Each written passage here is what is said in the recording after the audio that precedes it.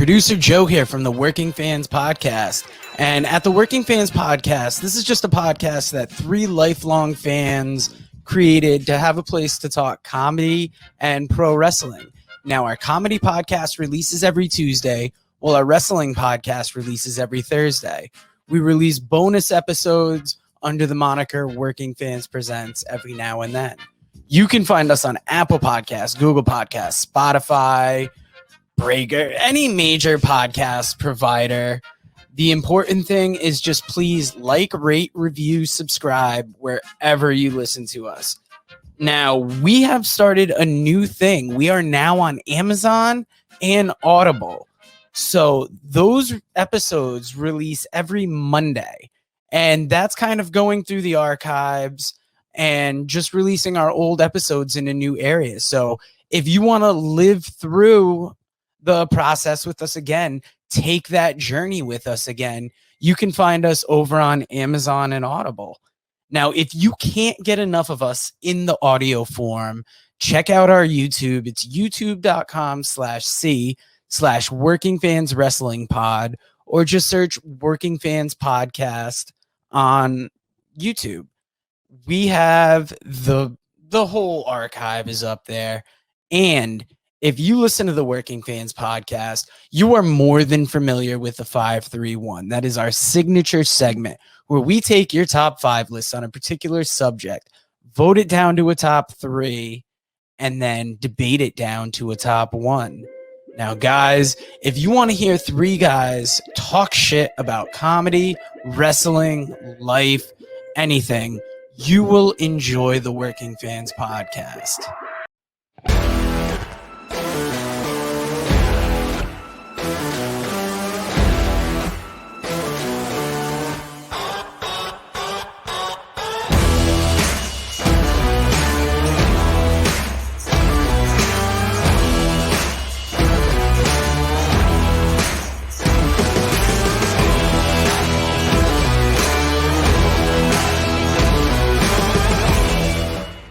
All right, everybody, it's the Working Fans Podcast, a man called Dave.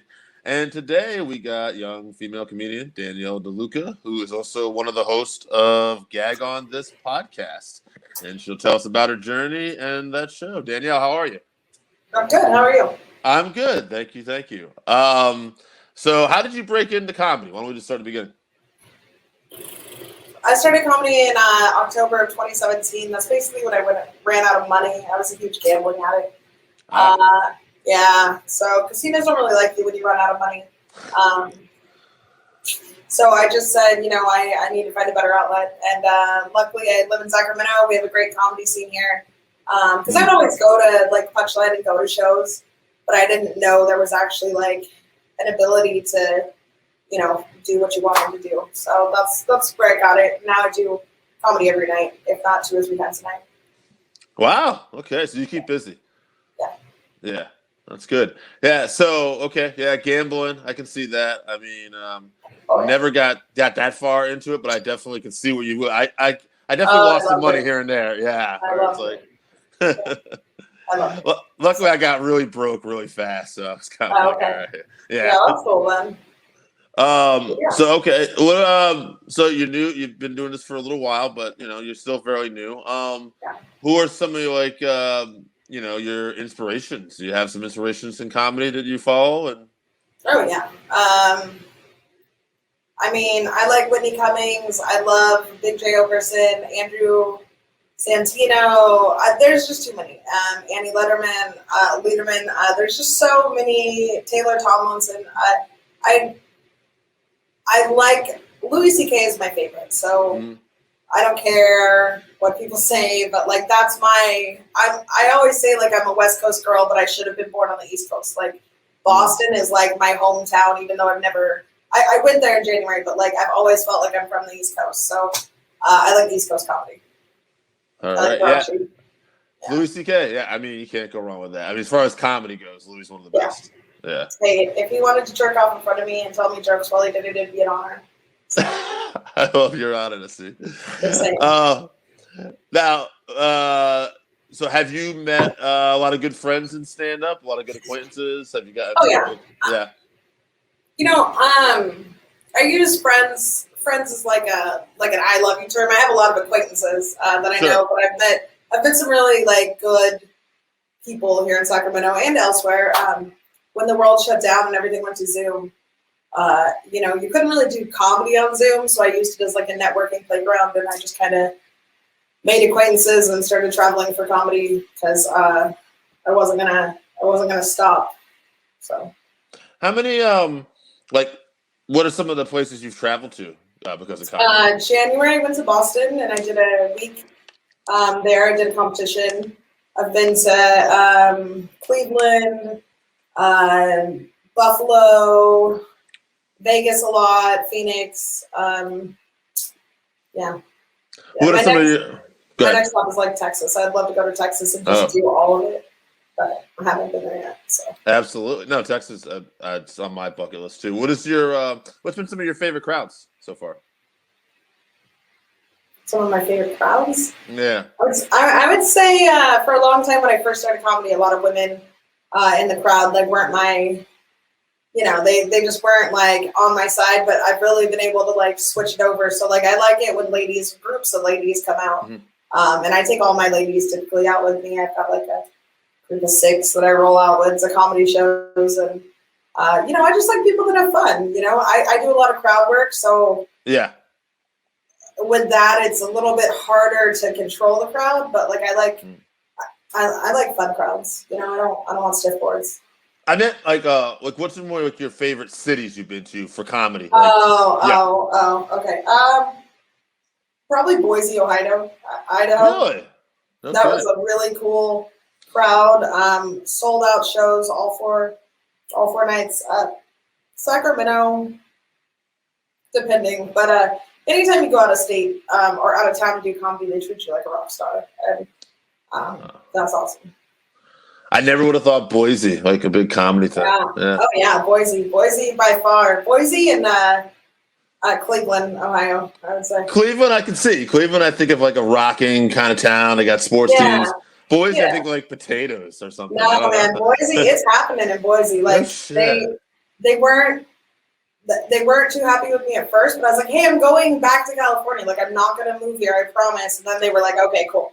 But like they were really good crowds, and so I'd say that's by far my favorite. Now, what traveling is usually good. You said that you took a rock star. Have you had like would you say maybe with the rougher areas in terms of stand-up? I like rough areas, so like I'd rather do dive bars and places where they're like, oh shit, there's comedy going on, because if you can make a crowd turn and like listen to you, cool. But I would say that there's a club here and it's called Touch of Class. It's in Sacramento. It's in South Sac. That tells you anything. For 5 minutes they didn't laugh. You could hear a pin drop, and the host wouldn't let me get off the stage. But it was rough. But I've been able to turn it around. I think it just depends. But I like sleazy places. I like, You like the challenge. Yeah. Because anyone can get laughs at Punchline, but like a sleazy bar where they don't really want you, and you can turn people and you can get people to listen to what you're saying. That's what I'm doing it for. So. Yeah, that makes sense. You're only going to get better too, right? Yeah. Yeah. What are some other jobs you've had before comedy, and maybe even you're doing now? Well, I'm a phone sex operator now. I've been doing that like 4 years. So I'll be like, oh, hey Dave, how's it going? How's your day? So like I lay on a pool floaty and I talk dirty to old men all day. And then I go do comedy at night. Works out pretty well for me. That probably pays the bills, I imagine. I get paid by the minute, so yeah. Yeah. I was like comedy probably is the more fulfilling, but the phone sex thing probably pays the more money. Oh yeah, nobody gets in comedy for money at first. Nobody gets into comedy for money. But and then before that, I was like a regular person. I had like a medical billing job. I was like a medical billing auditor, but I didn't like it. I was like, if I have to walk into this cubicle one more day, I'm gonna slit my wrist the right way. Like that's it. It's over. So I just I don't do well in corporate America, and I don't think your life is supposed to be wasted behind a desk. Yeah. No, I get that. Yeah. Now, Gag on this podcast. You host that with some other people. Tell me about them and tell me about the show a little bit. So when it first started, all of us were doing comedy. We were all brand new. But they didn't have they started before me, and then I was checking them out, and I was like, you guys need a girl on here. You need some girl energy. This isn't good. So then I kicked one of the co-hosts off. I got in there, and then it's just a good time. Nick Johnson created the podcast. We talk to local comics or to any comics, and we ask them questions, and then we do this thing at the end, like we ask every comic the same 5 questions and see how they do. And see what they say, but I really, since then, they've all dropped out of comedy. They're not doing it. I'm the only one doing comedy now. So it's interesting because we still interview comics, but I have to do all the, finding and getting them. And it's fun though. It's a good time. I like giving them a hard time. They definitely give me a hard time. Yeah, that's. I mean, I get that from the show, like tracking down interviews and like just finding people, social media. Yeah. And since they're not since the guys aren't in the comedy scene anymore, like they don't know who to reach out to. So, it's all right. It's cool, but they should start comedy again. I'm gonna make them listen to this episode. There you go. So, there you go. Yeah. Now, have you? I feel like everybody does this, but like, have you dated comedians too? And would you recommend that? Is it one of those things that not a good idea? Like, I had a girl out here told me it's not a good idea, but she ends up doing it anyway because basically you run with the same people a lot. I have not dated a comic. Mm-hmm. I've obviously fucked a comic here and there, but I don't do that anymore because it gets a little complicated because you're in the same circle with these people. You spend a lot of time, and one person may feel another way. But I don't really. I try not to sleep with people that I have to see most of the time. I feel like you're a very free spirit. Yeah, super. Yeah. Very independent, right? Yeah. Yeah. I travel alone. I fucking go to mics alone. I mean, I'll meet my girls there, and that's cool. But like. For the most part, I like to people watch. So like, I'll just go to the bar early and just kind of like engage myself with that and just kind of people watch because you want to know the crowd you're doing comedy for. And if you sleep with one guy in this comedy scene, a lot of times they talk. They're very close. A lot of us are, and it's just not. Not that I had a bad experience. It's just not the best. It's not what I do. Right. But sure, you can date whoever you want. I mean, there's comics here in Sacramento that are married to each other and they have a great relationship. I guess it just depends on your, the dynamics of your relationship. It's not something I do. Now, do you have any other passions you're working on right now too besides comedy? Or? I mean, I'm a mom. I don't really know if it's a passion. No, but like I deal with that shit. I have a 15-year-old and 18-year-old, and it's kind of fun to make them come out to open mics. And I try to include them in a lot of things. They hate it. They don't think I'm that funny, and I just love it. So I roller skate. Okay. Not very well anymore. I do I don't do wrestling. Let me rephrase. I do comedy at a wrestling show. Yeah. So when there was one this Saturday. So I've really gotten to know a lot of wrestlers and like just see how they operate. And it's cool to see another group of adults following their passion, besides comics. Would you draw any comparisons so far between wrestling and comedy? A lot of broken men. A lot of broken men. It's funny because a lot of male comics, in my understanding, have either they love wrestling or they've tried it, or a lot of wrestlers have tried like one or the other, Mm-hmm. So I mean, I think they're hand in hand. They just want to have a good time, and especially for wrestling, it's a show. They're entertaining. Yeah. Oh, absolutely. It's entertainment. So yeah, they want to entertain you.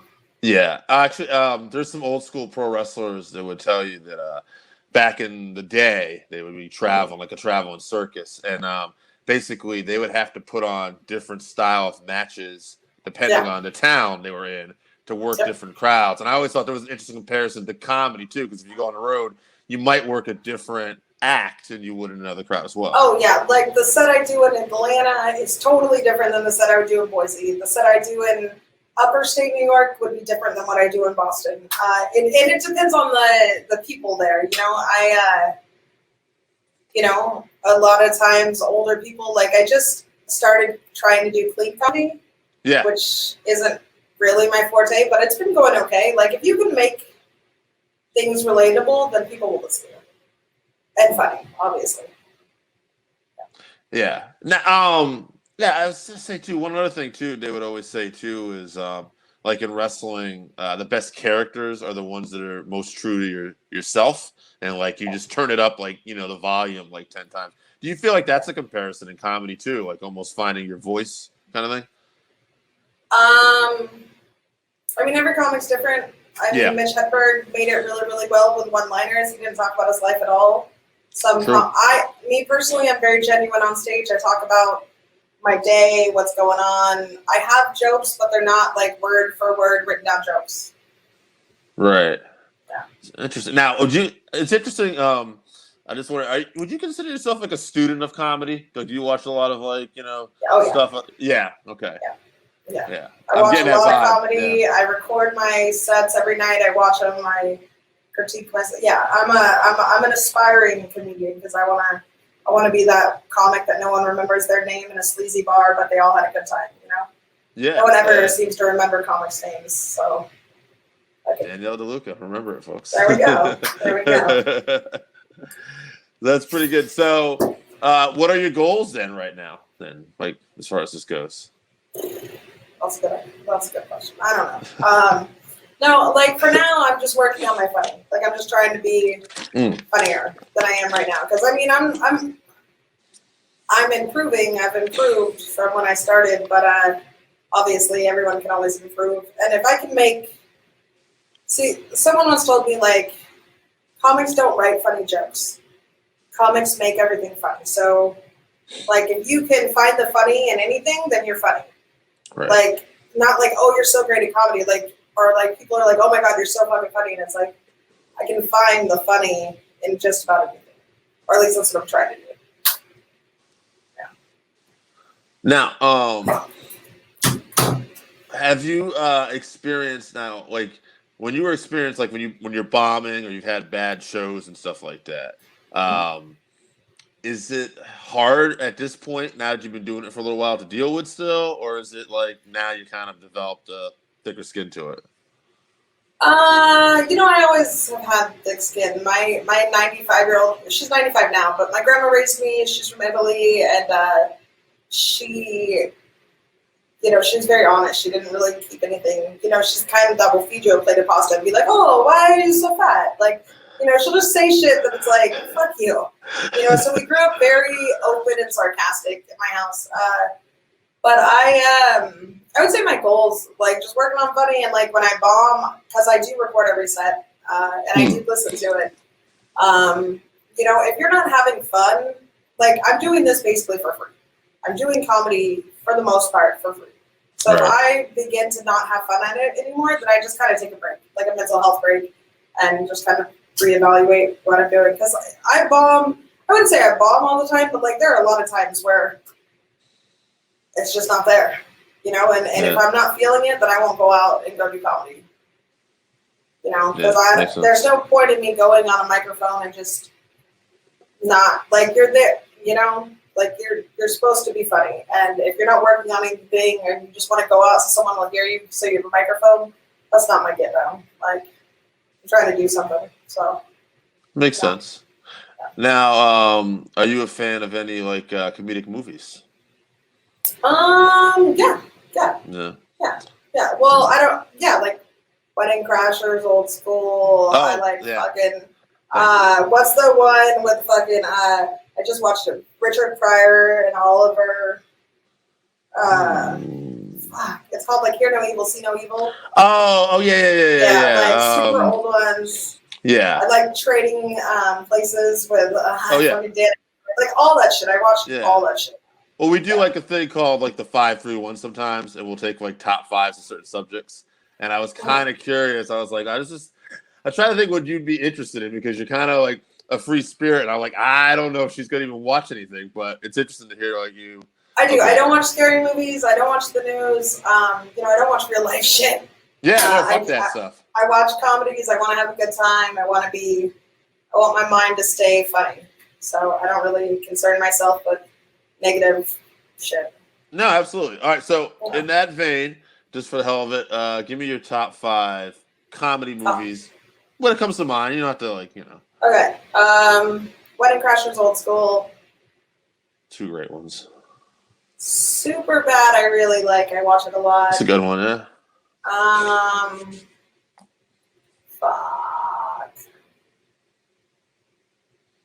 I mean, any movie Will Ferrell's in, I love. I like Adam Sandler. I like That's My Boy. I know a lot of people don't really like Adam Sandler, but That's My Boy is fucking great. New Kids on the Block was my first concert I ever went to, so I thought that was great. But yeah, that's right. I'm down to pretty much watch any kind of movie. Yeah, it was Sandler had those early films too, like Madison and yeah. Happy Gilmore. And what's the other one with the kid? Big Daddy. Big Daddy. Big Daddy was a good one. Yeah. I can write my name with the P. Yeah. I like how Adam Sandler has the same. He has his friends in it. Yeah, his crew. He came up and he brought his crew. Yeah. And that's what I hope we're doing here in Sacramento. Nice. Yeah. Now, I guess, is there anything you want to promote you got coming up? Shows or anything? I'll just promote like my Facebook page and my Instagram because I normally just post all on there. But I'm in Sacramento, so if you're in Sacramento, you can always come out to the Blarney Stone at 7 p.m. It's a mic that I run. It's a selected mic. I don't let just anyone up there. But I'm at Punchline. I'm at Laughs Unlimited. My Facebook or my Instagram is radchick, the number 4 ever. I'll be making a website here pretty soon. So awesome. And then one last question. Any advice for any aspiring comedians or people thinking about even getting into comedy? Be a good person. Be genuine. You don't have to be broken to be a comic. Like, you don't have to. They say tragedy plus time equals funny, which I get. I understand that, but like, if you're mentally not prepared to handle the rejection that you're gonna get, you might want to just revise. Get mentally healthy. Yeah. I do a lot of hallucinogenics. I do a lot of outside things. So like, I always try to stay grounded. I'm not saying go do that. I'm just saying it gets you grounded and like, it helps you look at things. I don't have advice just because I don't know what the fuck I'm doing, But yeah, just be a good person, be genuine, and record yourself. Because a lot of times people will be like, oh, I fucking killed. Oh, I did so well. And it's like, oh, did you record it? Because I'd love to watch it. Because sometimes I think I do really well. That's not the case. Sometimes I think I did shitty and I did okay, So you really, it makes you take a harsh look at yourself because it's a very delusional. It's easy to be delusional in this game. Absolutely. Well, Danielle, I want to thank you for your time.